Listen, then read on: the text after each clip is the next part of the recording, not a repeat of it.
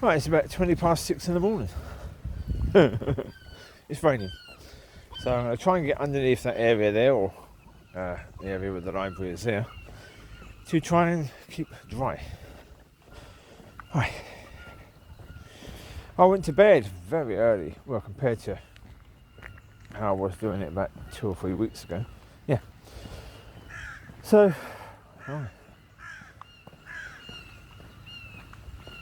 doesn't necessarily mean anything, not as yet, but never know. I mean, there are certainly, yesterday was powerful, I think, and hopefully it can be the thing that changes direction, that sort of thing. And maybe this is part of that, maybe it's not, I don't know. Time will tell. Anyway, from what I was saying yesterday, I was saying about loving neighbours. Well, let's backtrack a bit there.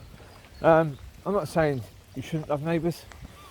Put it this way, if you're loving God, then that love's going to spill over onto other people anyway, so therefore, and if you're loving God, you have no space in you for hatred, because that's another thing. I'm going to have to do that at some point in the video. Just talk about the fact that if you're actually loving people, then you can't hate. Because you can't hate, not if you're really loving people, you can't really hate. So, anyway, I think the point of it is, first of all, let's start off at this point. Nobody's decided they wanted to be my enemy, blah, blah, blah. That was the situation. I mean, I don't think they had that discussion, but that's how it ended up. So that's been for a couple of years. I'd certainly say at some point early this year, 2021, I became theirs as well. I think I accepted that role. Should I have done? No. So I think the first thing to do with regards to dealing with that situation is not trying to love the neighbour, but trying to not be enemy anymore. So that's the first step, I think. Because I think going to love your enemies is, it's about not trying to see myself as their enemy.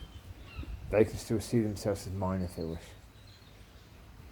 It's got nothing to do with it at all.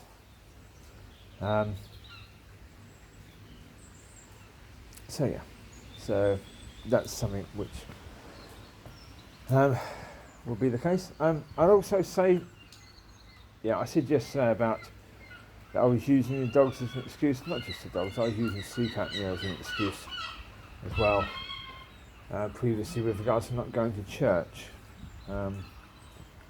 I've mentioned in videos why I've not wanted to go to church. That should have been enough. I should have stuck to that, but I used all these other excuses. Like, I'm not really a morning person. Excuse me, it's 6:15 and I'm out doing a video, so I can be a morning person. I just didn't want to be. So I'm going to have to sort that out. I'm not even sure if churches are open yet. I think they are, but not sure. So find out later, I suppose. Oh, last night I thought let's take the Mercedes for a drive, because if I'm going to do this whole idea of just getting in the car and saying, okay, Lord, where do you want me to go? I need a car that's going to be comfortable, especially maybe comfortable to sleep in. And the Mercedes is bigger than the Civic, quite a bit bigger. So certainly if you put the back seats down in the Mercedes, there's enough space to lay down in that thing. I'm only 5'7", so it's not difficult really. But then, not good. Going on a road that's a 6 mile an hour road, getting up to speed, and ABS. ABS warning light come on. The car started slowing me down. I'm thinking, what the heck is going on?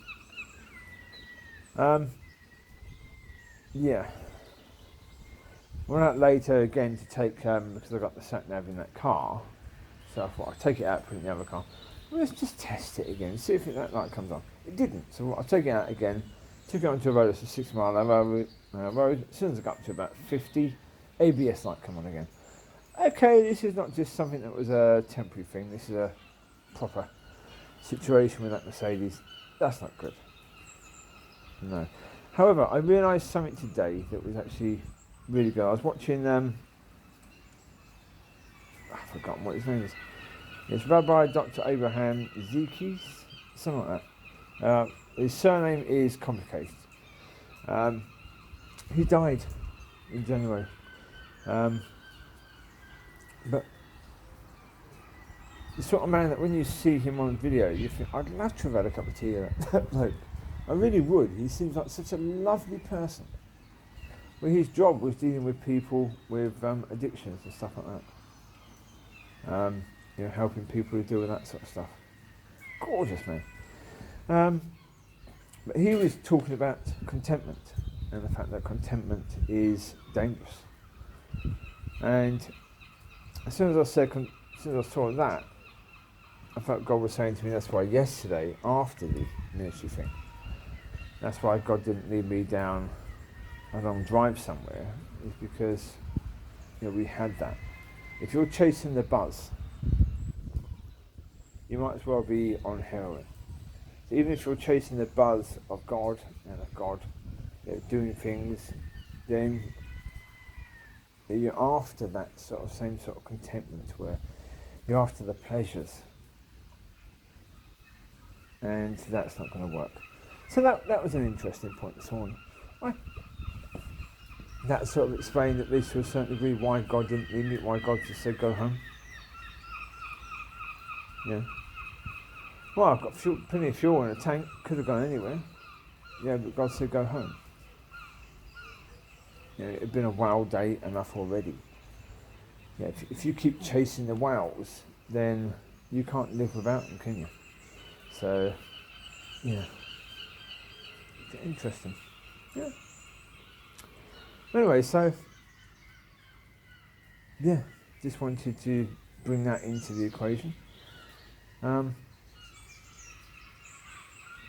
things are going to go, I don't know. No idea. As I say, this morning up early, doesn't mean I'm going to be up early, very early, every day. I mean, this is ridiculous o'clock to me. Completely ridiculous o'clock to me. This is the sort of time that I think people are mad to get up for if they don't have to. And yet, there's me now up at this time. So, yeah. Say, anything is possible, you see? I was the one saying before, no, it's not possible for me to be able to do this. Doing it. Yeah. Didn't plan it, but doing it. It can be done. Yeah. Yeah. You can function. I can function at this time of day. How well I can function at this time of day is a different matter, but I can function at this time of day. And look, certainly, with regards to enemies, loving your enemies doesn't mean you're best friends with them, okay? Doesn't mean that in any way, shape or form. Basically, it means you're not trying to ask God to curse them all the time. Pretty much. Although I wasn't doing that, but was there coming to that stage? Yeah, probably. Probably, yeah. But loving your enemies doesn't mean you do that. It just means you are forbearing with them. It just means you are not going to be reacting in hatred, reacting in similar sort of, ways that they might be towards you. Yeah? If they're nasty to you, you don't have to be nasty back. Yeah?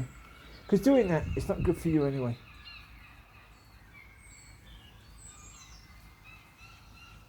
Let's put it this way, to a certain degree, loving your enemies isn't about your enemies, it's about you.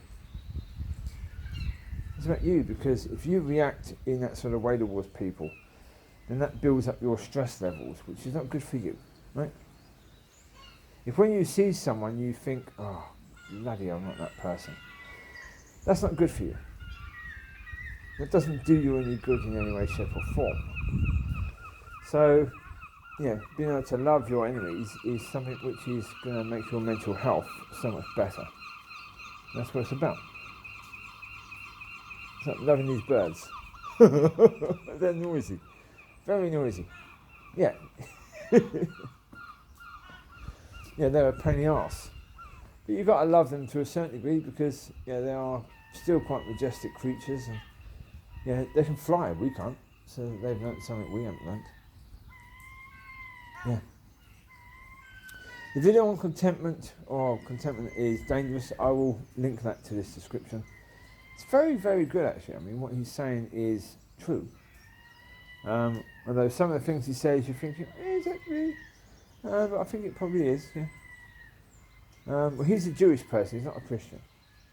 He's a Jew, but he's still a Jew who loves God, so yeah. Well, he was. Hi. Well, Lord, I praise with you now. Yeah. An interesting person to meet in heaven, definitely. Yeah. There you go. So the reality is, does being up this early mean things have changed? No, it just means that things have changed today. I mean, I would hope that things have changed, but I can't say for certainty that that's the case. I can simply say that today, this is the case. Yeah. What it's going to be like tomorrow, next day. Yeah, I mean, even that car, the Civic, could I sleep in that? Yeah, if I could get 7, 8 dogs in there, I could probably sleep in that, yeah.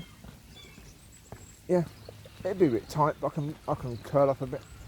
That's fine. So I'm only 5'7", so if I sleep at an angle, yeah, that'd be fine. Yeah, should be manageable, shouldn't it? Really.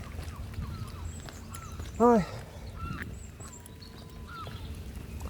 So I mean, let's see what happens where God's willing, because it'd be lovely to do some videos from some other towns and cities, and yeah. Even pop back to England maybe on a drive and do some videos from there. Yeah, I don't know. Let's see what God wants to do, where he wants to take me. So the whole purpose of a journey is that there needs to be something about that journey that is a blessing to me, or where I can be a blessing to someone else. Where maybe I can be driving along a main road somewhere and someone needs a lift, and I give them a lift.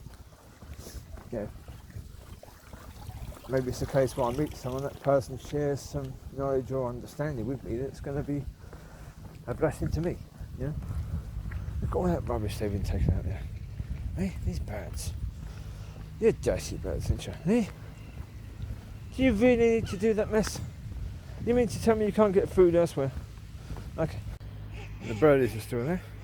Well, I was sitting in the car for a while listening to some and the audio Bible one. I'll let you know what it's called. I'll get the details of it, put it on description. Matthew 23 is what this one's going to be about. Because I've said time and time again that the church, with all this not wanting to offend, being afraid of offending, thinking that's God's way. Look at Matthew 23. I mean, just listen to that, and as I'm listening to it, I'm thinking, Lord, are you trying to poke a hornet's nest? It seems as if you were trying to actually wind these people up. Yeah. If you look at that, Matthew 23, that seems, as if, he's waging war against these people, basically. So, you talk about the church not willing to offend. They're supposed to be followers of Christ, followers of Yeshua, who wasn't afraid to speak the truth, even when the truth was the thing that may have stirred up the hatred even more to lead him to get crucified. Yeah?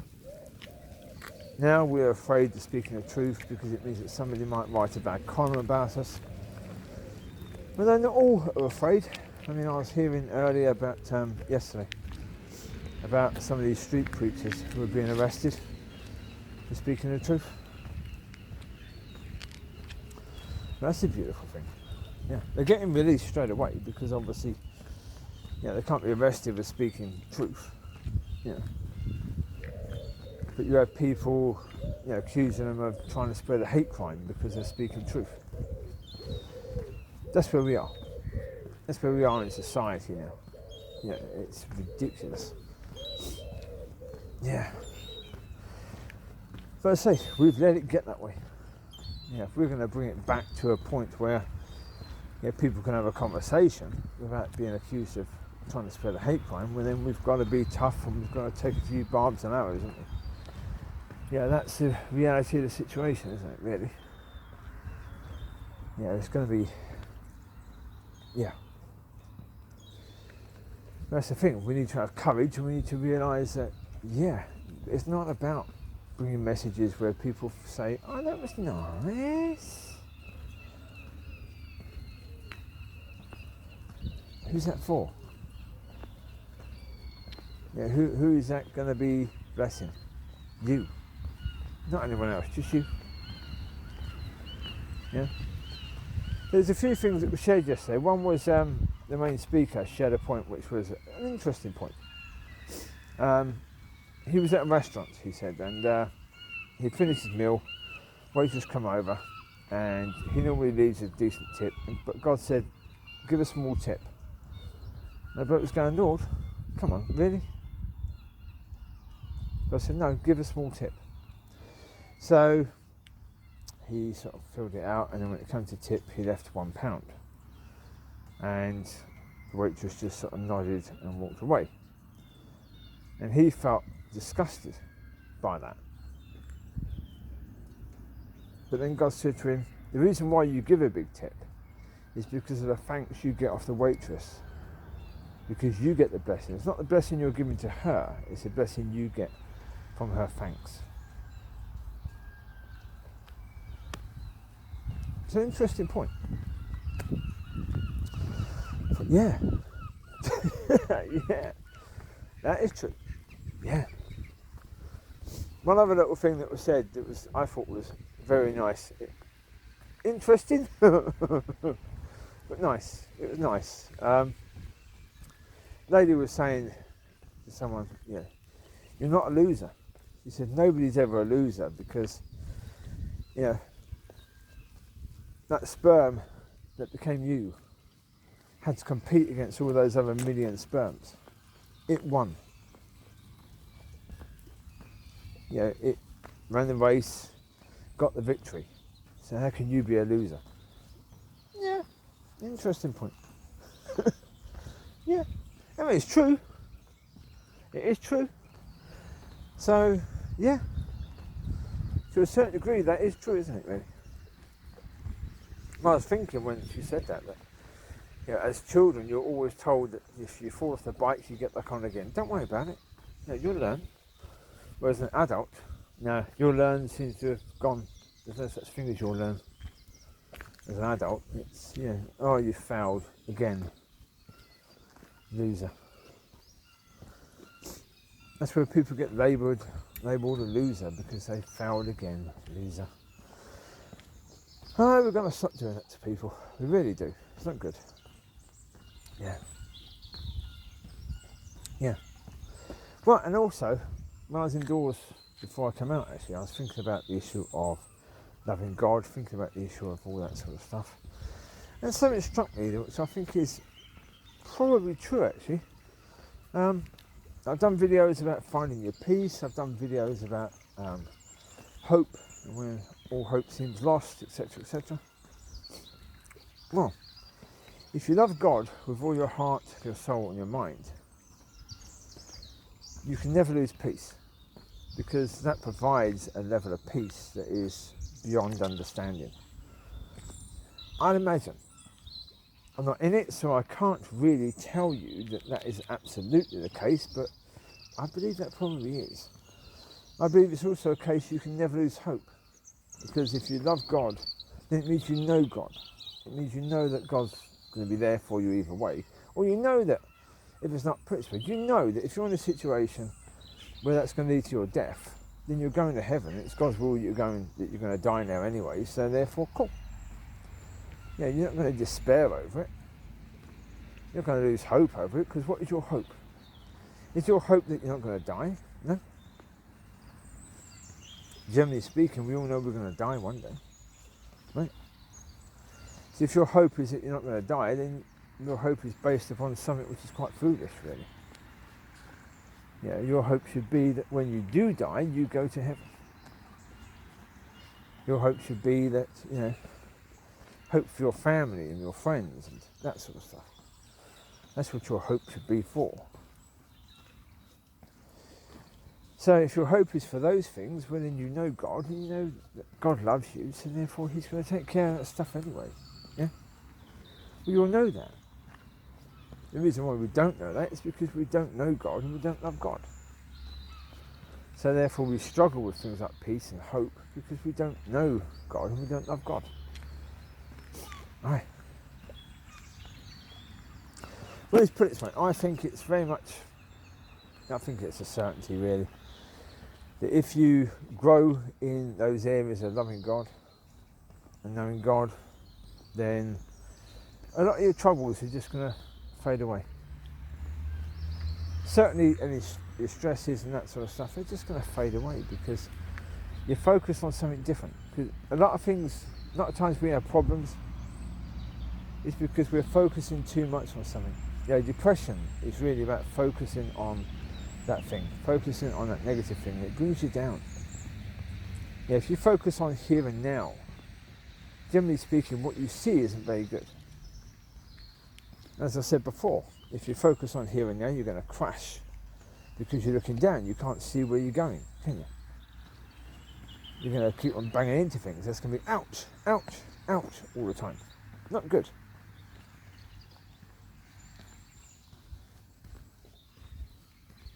So, where's your focus going to be? Certainly, I'd say for the past for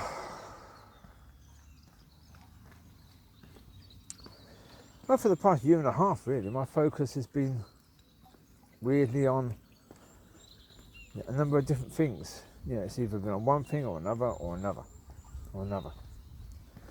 So sometimes I've done well with God. Sometimes I have. Sometimes I've walked around here and I've spoken about the Christian stuff and how things relate. I've done okay. I've been led and guided by the Holy Spirit. That's brilliant. Other times I've been focused purely on this situation with the people around me. Other times I've been focused on the fact that I'm in a flat that is horribly too small, and it always has been. Even before I got Mollie, it was too small.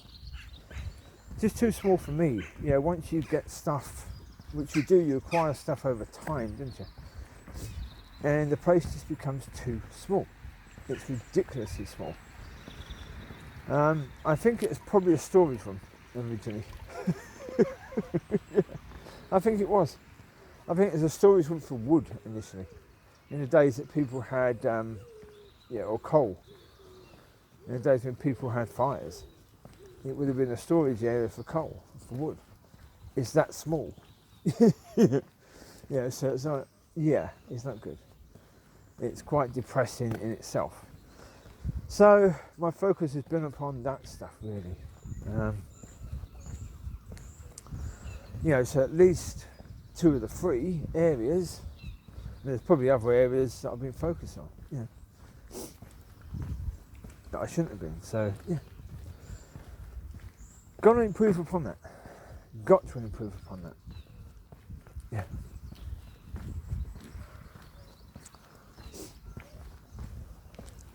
Whatever's going to happen with all these other situations, I've got to focus now on simply building my relationship with God and, getting that right, because, as I said yesterday, you can't live according to his wills and his ways if you don't have that. It's an integral part of being able to do that.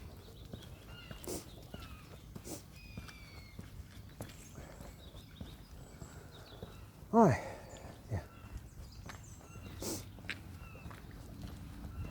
It is cold. Very blinking cold this morning. Got one hand out, the other hand's in the pocket. But hand's getting cold. It is cold today, this morning, very cold indeed.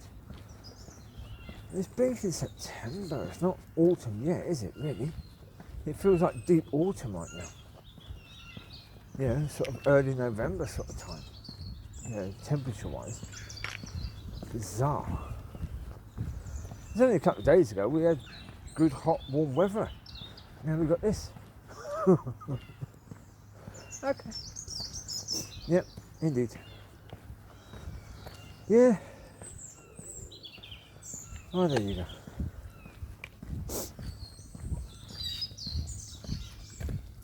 So, anyway, yes, obviously the Mercedes will have to go in for be looked at and see what on earth that is, because generally speaking, I'm going to have to phone the insurance company and see, okay, what do we do with this car? Because if I can't afford to get it done, then it's going to have to be either sold as spares or repairs or just a write-off. Yeah. But it could be a simple fix, could be a complicated fix, I don't know. No idea. No idea. Might as well get it looked at, see what the situation will be. Yeah. But it is weird though. Aye. That's the thing with old cars, isn't it, really? Aye. You just never know what could go wrong with them. And, I mean, they could last for a good 20 odd years still, or they could just, suddenly go wrong, and yeah. Yep. Indeed. Yeah. So, I'm going to go indoors and get some breakfast and figure out what to do next. Well, because I probably will go try and see if this church is open. This one near to me. Yeah. But it's recommended to me, but then I realised it's the same one I've walked into before, and then thought, nah. But again, it might just be God saying, go on, get in. So, there you go. Right, you take care, God bless, I'll speak to you soon. Bye-bye.